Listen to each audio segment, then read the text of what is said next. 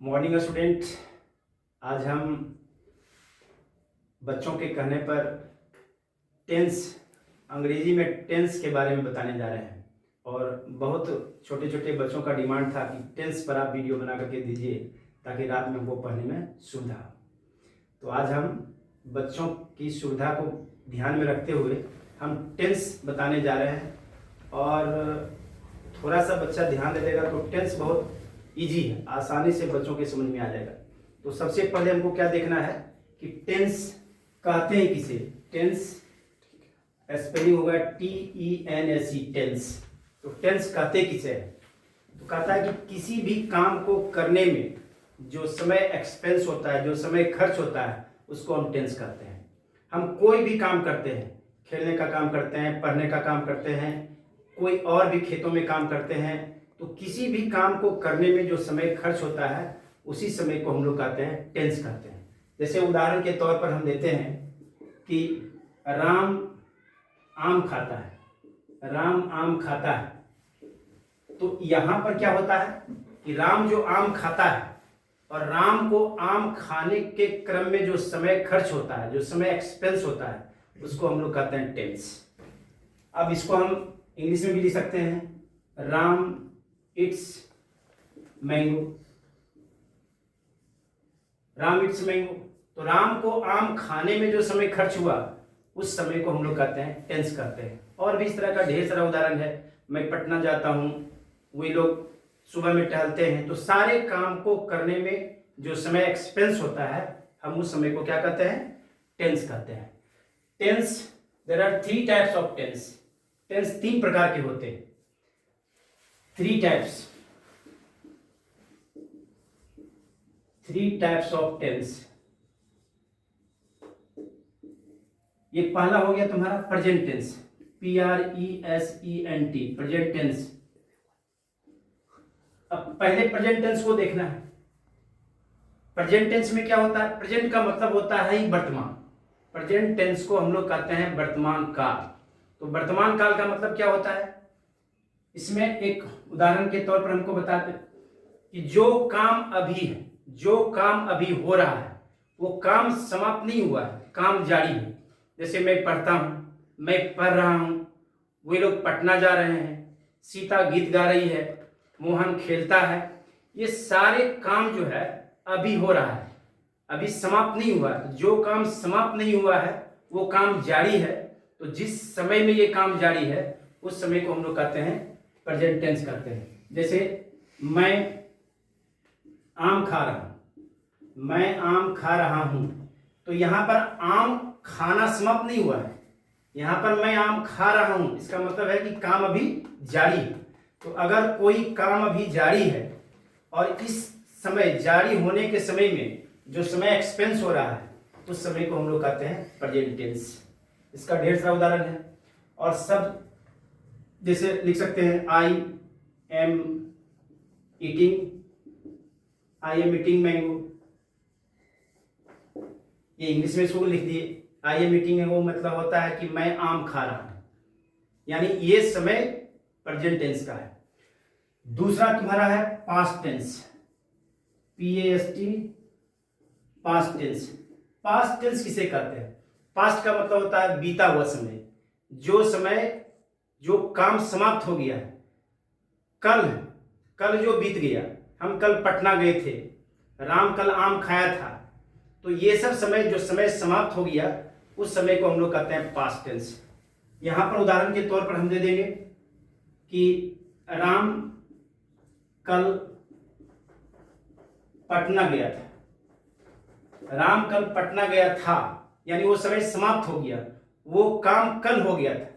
तो इसको हम लोग कहते हैं बीते हुए समय को पास्ट टेंस कहते हैं। और इसी तरह से तुम्हारा तीसरा जो टाइप्स है टेंस का वो है तुम्हारा फ्यूचर टेंस।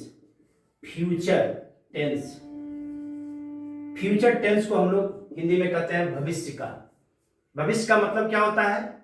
जो कल आने वाला है, कल आने वाले समय को हम लोग भविष्य काल कहते हैं। जैसे मैं कल पटना जाऊंगा, एक होता है कि मैं पटना जा रहा हूं, प्रेजेंट टेंस।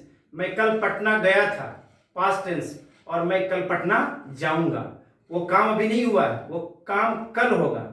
तो कल होने वाले समय को हम लोग क्या कहते हैं, कल के समय में जो काम होगा उस समय को हम लोग कहते हैं फ्यूचर टेंस। अब है कि बारी बारी से प्रत्येक टाइप्स ऑफ टेंस को जो है ना विस्तार से हम जानेंगे। अब तब इसमें क्या होगा कि हम किसी भी हिंदी के सेंटेंस को अंग्रेजी में हम बदल सकते हैं, और यही चीज जानना है।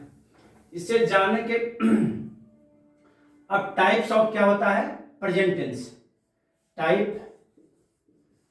Types of present tense. ये पहला इसका जो होता है, पहला इसका नाम है प्रेजेंट इंडेफिनिट टेंस। इसको कहते हैं present, PRESENT, indefinite, present indefinite tense. ये प्रेजेंट टेंस का पहला टाइप्स हो गया, प्रेजेंट इंडेफिनिट टेंस। तो प्रेजेंट इंडेफिनिट टेंस में क्या होता है, हम एक उदाहरण के तौर पर समझाने का प्रयास करते हैं कि एक उदाहरण है, मैं आम खाता हूं, मैं आम खाता हूं। कहता है कि अगर कोई हिंदी वाक्य है, हिंदी का सेंटेंस है, हिंदी का वाक्य है, और उस वाक्य के अंत में ता है, हम सबसे पहले किसी भी हिंदी वाक्य को अंग्रेजी में बदलने से पहले हम उसको पहचान करते हैं कि ये वाक्य किस टेंस का है। तो पहचानने का नियम क्या है कि अगर किसी हिंदी वाक्य के अंत में ता है, ती है और ते है, अगर इस तरह का लगा हुआ है तो हम उस वाक्य को प्रेजेंट टेंस में प्रेजेंट इंडेफिनिट टेंस का कहते हैं। जैसे यहां पर है मैं आम खाता हूं, तो वाक्य के लास्ट में है ता हूं, तो ता हूं हो गया प्रेजेंट इंडेफिनिट टेंस का वाक्य हो गया। तो जब हम किसी हिंदी वाक्य को आइडेंटिफाई कर लेते हैं, पहचान लेते हैं कि वह वाक्य प्रेजेंट इंडेफिनिट टेंस का है, तब हम क्या करते हैं, तब इसका हम लोग करते हैं इंग्लिश में ट्रांसलेट करते हैं। और इंग्लिश में ट्रांसलेट करने के लिए क्या है, इसका एक फॉर्म होता है। फॉर्म में क्या है, सबसे पहले हम सब्जेक्ट को देते हैं, उसके बाद क्या देते हैं, वर्ब को देते हैं, और उसके बाद हम ऑब्जेक्ट को रखते हैं। ये इसका प्रेजेंट इंडेफिनिट टेंस का फॉर्म हो गया। प्रेजेंट इंडेफिनिट टेंस के अंतर्गत अगर कोई हिंदी का वाक्य हो और उसको अंग्रेजी में कन्वर्ट करना है तो इस फॉर्म को लागू करना है। अब हिंदी में क्या होता है, हिंदी में जो शुरू में होता है सो सब्जेक्ट होता है, और जो बीच में होता है सो ऑब्जेक्ट होता है, और लास्ट में जो होता है वो वर्ब होता है। लेकिन इसका जब हम अंग्रेजी में ट्रांसलेट करेंगे तो अंग्रेजी में ट्रांसलेट करने के लिए सबसे पहले हम सब्जेक्ट को लिखते हैं, फिर उसको वर्ब को लिखते हैं, और उसके बाद ऑब्जेक्ट को लिखते हैं। अब इसका हम अंग्रेजी में ट्रांसलेट करने के लिए सब्जेक्ट के रूप में मैं है तो मैं का अंग्रेजी आई होता है, वर्ब के रूप में यहाँ पर तुम्हारा खाना है तो खाना का अंग्रेजी ईट होता है, हम उसको लिखते हैं ईट लिखते हैं, और उसके बाद क्या है, ऑब्जेक्ट के रूप में यहाँ आम है। तो चूंकि मैं यहाँ सिंगुलर नंबर है, सिंगल आदमी मैं है, तो यहाँ पर आप आर्टिकल के रूप में ए भी दे सकते हो, आई ईट ए मैंगो। मैं आम खाता हूं या मैं एक आम खाता हूं, दोनों का ट्रांसलेशन सेम बनेगा। तो यहां पर ए जो हो गया सो आर्टिकल्स हो गया। हम इस क्रम में आपको पर्सन है, नंबर है, आर्टिकल्स है, इस सब की चर्चा करेंगे। अब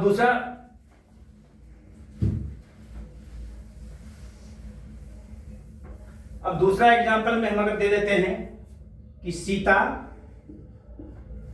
रोटी खाती है, सीता रोटी खाती है, इस तरह का दिया हुआ रहेगा, तो हम वाक्य को पहचान लेंगे कि यहां पर ती जो है, ती है, ये ती क्या हो गया, ये प्रेजेंट इंडेफिनिट टेंस के हिंदी वाक्य को पहचानने का रूल है कि लास्ट में ती है तो हम आइडेंटिफाई कर लिए कि दिया हुआ वाक्य जो है सो क्या है, प्रेजेंट इंडेफिनिट टेंस का है।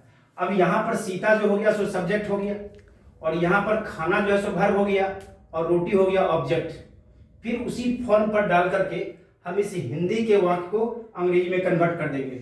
सीता तो सीता लिख दिए, और उसके बाद क्या है, वर्ब आता है खाना तो ईट कर दिए, EAT ईट, और उसके बाद रोटी है तो ए ब्रेड कर दिए, BREAD bread.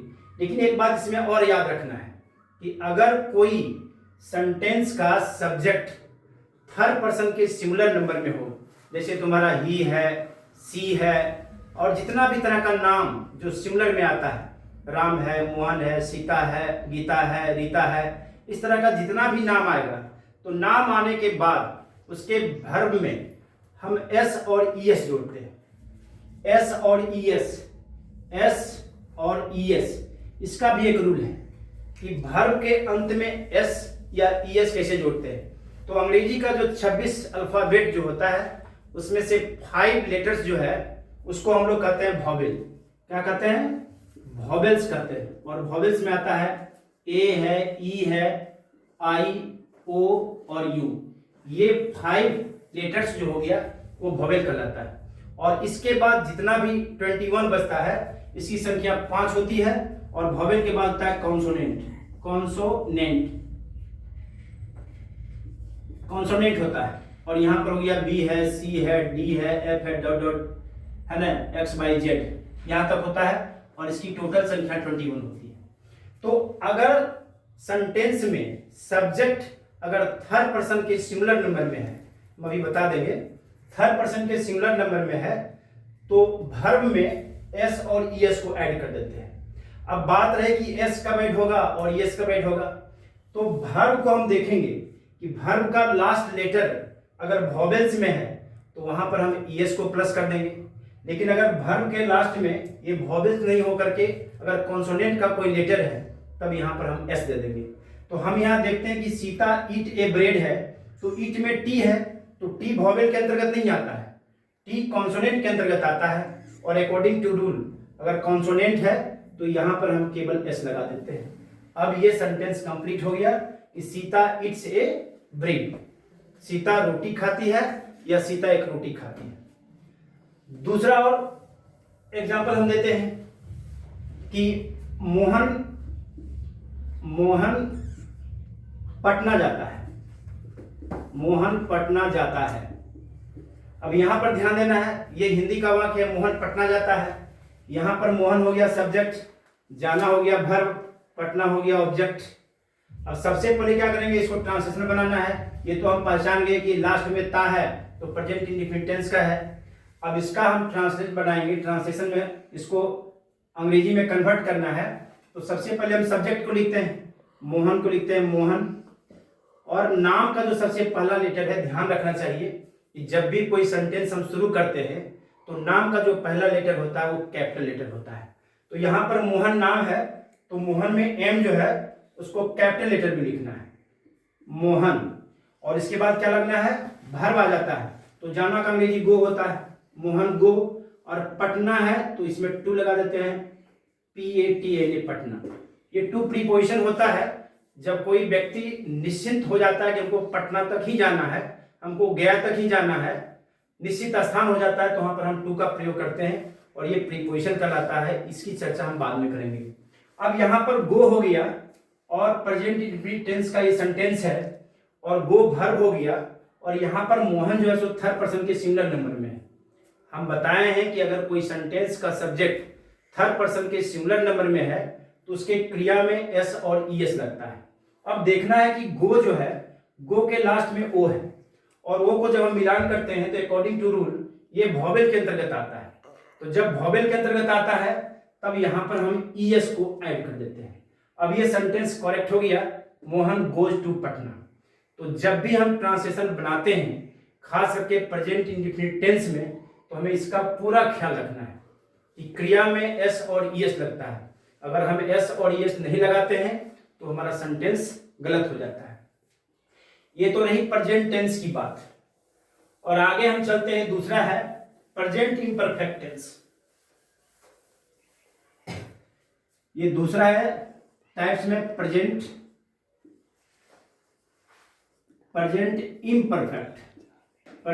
Imperfect tense.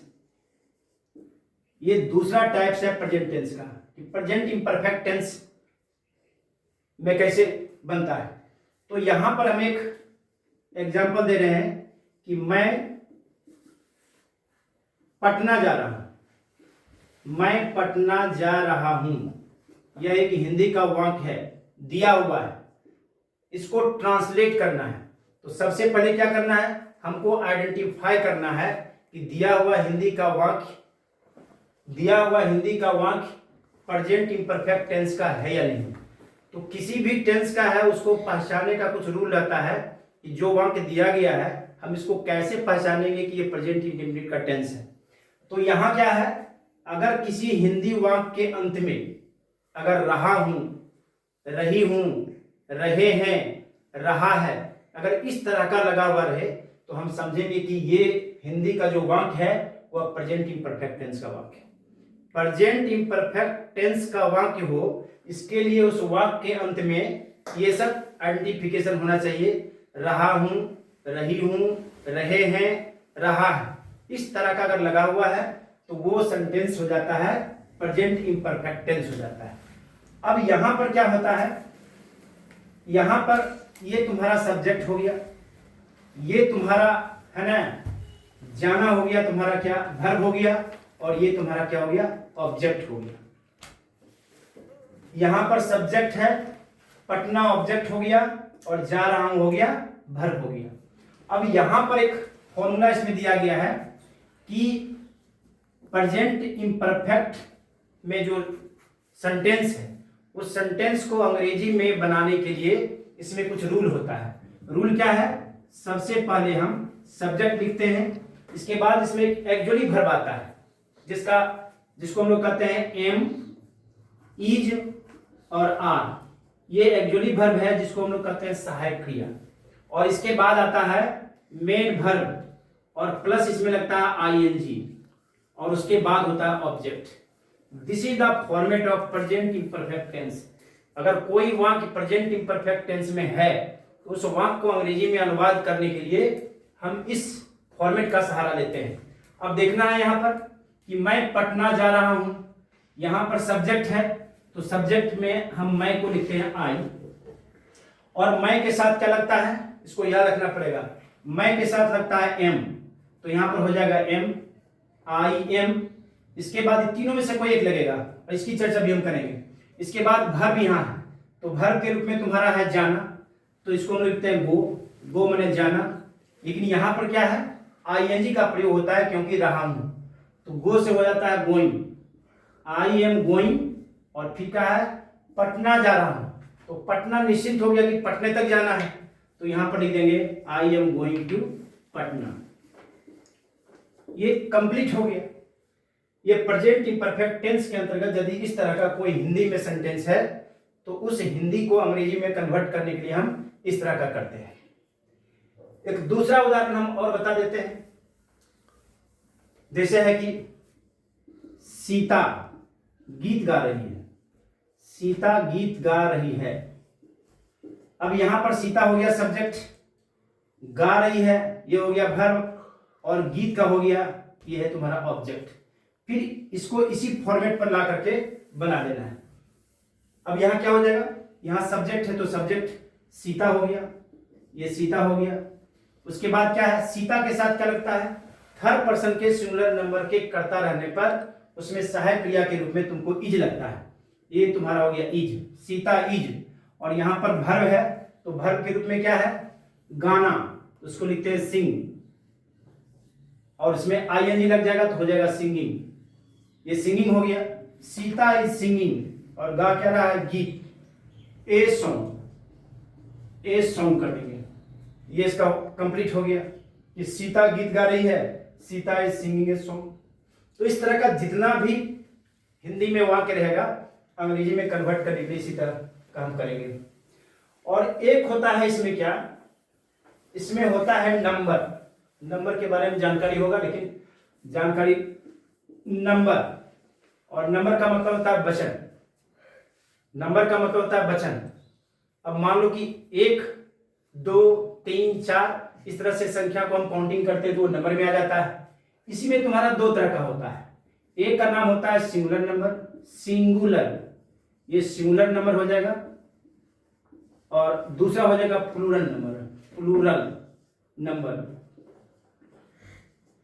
Singular number का मतलब होता है कि अगर एक का बोध होता है, अगर रिप्रेजेंटेशन सिंगल का होता है तो उसको हम लोग सिंगुलर नंबर कहते हैं।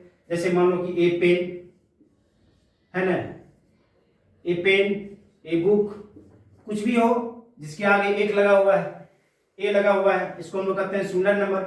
और यहीं पर तुम्हारा हो जाएगा ये हो जाएगा पेन्स, ये हो जाएगा बुक्स, ये हो जाएगा काउज। तो यहाँ पर मोर देन वन हो गया।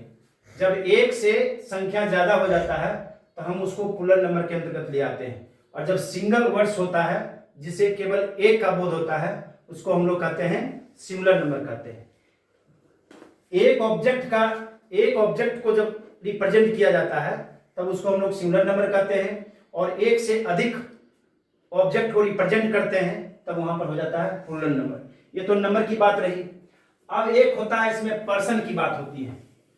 ये पर्सन होता है, पर्सन, और पर्सन को हम लोग हिंदी में कहते हैं पुरुष, है ना। पर्सन को क्या कहते हैं? पुरुष कहते हैं। इसमें क्या होता है कि कोई इसमें एक आदमी बोलता है उसका भी बोध होता है, एक आदमी सुनता है उसका भी बोध होता है। बोलने और सुनने के क्रम में जिसकी चर्चा होती है उसको हम लोग कहते हैं थर्ड पर्सन। तो इसमें पर्सन में तीन होता है, ये पर्सन में तीन होता है। पहला होता है फर्स्ट पर्सन। फर्स्ट पर्सन का मतलब होता है जो बोला जाता है, कहने वाले व्यक्ति को फर्स्ट पर्सन कहा जाता है। जैसे हो गया मैं, जैसे हो गया वी, यहां पर बोलने वाला हो गया। और एक होता है सेकेंड पर्सन। सेकेंड पर्सन का मतलब होता है जो श्रोता होता है, जो सुनता है। जैसे यहां पर हो गया यू, ये यू का मतलब तुम भी होता है, तुम लोग भी होता है, तुम सब होता है, तुम दोनों भी होता है। ये सुनने का काम करता है। और एक होता है थर्ड पर्सन, इसको हम लोग कहते हैं थर्ड पर्सन। और थर्ड पर्सन का मतलब होता है कि जिसके बारे में कुछ कहा जाए। अगर कोई व्यक्ति किसी की चर्चा करता है, किसी के बारे में बोलता है, तो जिसके बारे में बोलता है वो थर्ड पर्सन के अंतर्गत आ जाता है ना। तो ये हो गया पर्सन की बात। और इसमें से जब पर्सन और नंबर की जब चर्चा हो जाती है तब हम आसानी से, अब देखो फर्स्ट जो हम लिखे थे कि present indefinite, PRESENT, present indefinite, जो पहला टाइप था प्रेजेंट इंडेफिनिट टेंस को हम सजाते हैं। इसमें बताते हैं कि अगर वर्ब के रूप में अगर हम इट ले लेते हैं, ये वर्ब के रूप में हम इट ले लेते हैं, तो यहां पर हम बता रहे हैं ये फर्स्ट पर्सन हो गया। ये फर्स्ट पर्सन हो गया। फर्स्ट पर्सन में होता है आई, तो आई के साथ इट हो जाएगा। यहां पर सिंगुलर नंबर है और यहां पर प्लूरल नंबर होता है। तो आई हो गया सिंगुलर नंबर में, तो आई इट हो गया। और प्लूरल नंबर में लेता है तो ये वी हो जाता है, वी के साथ भी इट होता है। अब सेकेंड पर्सन में लेते हैं सेकेंड पर्सन, तो सेकेंड पर्सन में यू होता है, यहाँ यू एट हो जाएगा। और सेकेंड पर्सन का जो प्लूरल नंबर होता है यहाँ पर भी यू होता है। इस यू का मतलब तुम होता है, लेकिन इस यू का मतलब होता है तुम लोग, तो यू इट हो जाता है। अगर हम थर्ड पर्सन की चर्चा करते हैं तो थर्ड पर्सन में, ये थर्ड पर्सन में हो जाता है ही है, ये सी है ना, और नाम है। जितना भी तरह का नाम होगा सब थर्ड पर्सन के सिंगुलर नंबर में आता है। तो यहां पर हो जाएगा ही इट्स हो जाएगा, सी इट्स हो जाएगा, और राम इट्स हो जाएगा। और यहां पर जो है थर्ड पर्सन में आता है दे का मतलब होता है वे लोग, वे सभी, वे दोनों। और यहां पर हो जाएगा दे इट, तो दे इट का मतलब होता है वे लोग खाते। तो इस तरह से हम प्रेजेंट इंडेफिनिट टेंस को हम इस तरह से पर्सन और नंबर के बीच में सबको डिफरेंट करते हैं।